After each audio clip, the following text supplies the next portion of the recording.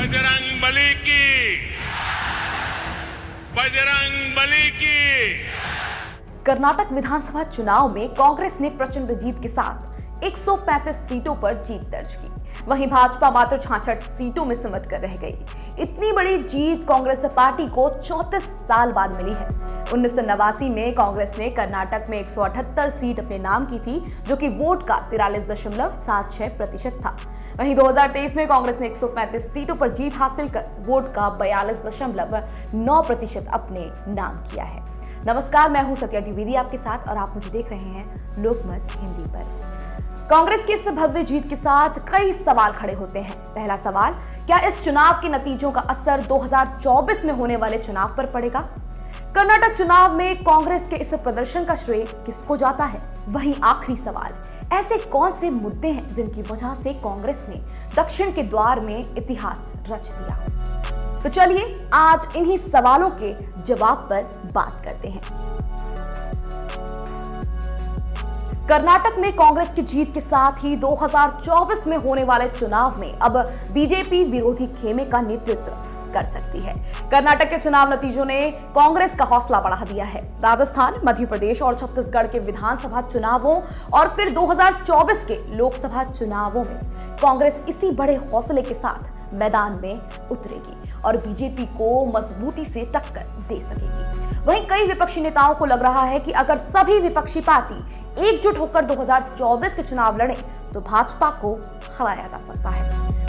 कहीं ना कहीं से देश भर में एक संदेश गया है कि पूरी मजबूती के साथ अगर हम लोग एकजुट होकर के लड़े, जिसकी कवायद माननीय मुख्यमंत्री जी, लालू जी और हम सब लोग कर रहे हैं कि सभी लोगों को गोलबंद करके हम लोग चुनाव लड़े और जीते। वजह यह भी है कि भरसक प्रयास के बाद भी भाजपा कर्नाटक में कुछ खास प्रदर्शन नहीं कर पाई। पीएम मोदी की कर्नाटक रैलियों में उमड़ी भीड़ के बाद भी भाजपा की हार हुई। तो क्या कर्नाटक की जनता पर भगवा रंग नहीं चढ़ा? कर्नाटक की जनता ने डबल इंजन की सरकार को नकार दिया। कर्नाटक में भाजपा ने जिन मुद्दों को उठाया वही मुद्दे कांग्रेस के लिए हितकारी साबित हुए। फिर वो हिजाब का मामला हो या फिर बजरंगबली की बात हो, ये हमारा नहीं कांग्रेस का मानना है। एक टीवी चैनल में बात करते हुए कांग्रेस नेता पवन खेड़ा ने कहा कि कांग्रेस की जीत की वजह 50% कांग्रेस है और 50% मोदी जी की भूमिका है।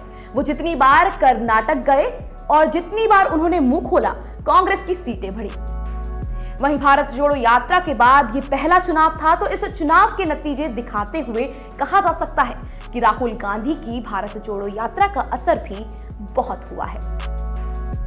बात करें तीसरे सवाल की। दरअसल भाजपा के घोषणा पत्र में जिन मुद्दों को लेकर बात की गई थी वो मुद्दे कर्नाटक के लोगों से जुड़े हुए नहीं थे। वहीं कांग्रेस ने जिन मुद्दों को उठाया वो सभी कर्नाटक के जमीनी मुद्दे थे। फिर वो नंदिनी दूध का मुद्दा हो या भाजपा के भ्रष्टाचार की बात हो या फिर महंगाई।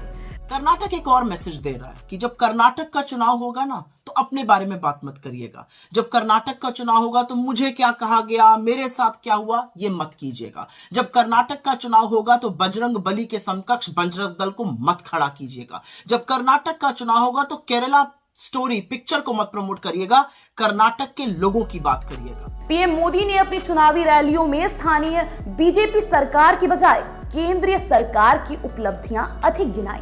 दूसरी तरफ कांग्रेस ने न केवल स्थानीय नेताओं को महत्व दिया बल्कि लोकल मुद्दों को ही चुनावी मुद्दे बनाए।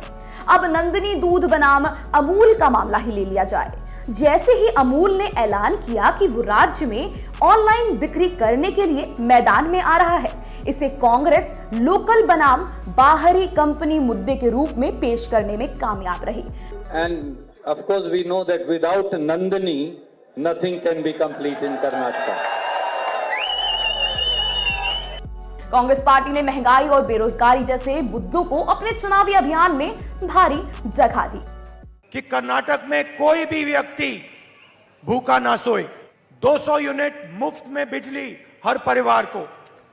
आज सबसे ज्यादा बेरोजगारी 40 साल में सबसे ज्यादा बेरोजगारी आज हिंदुस्तान में है। और भाजपा बजरंग दल और बजरंगबली जैसे मुद्दों पर फोकस करती रही।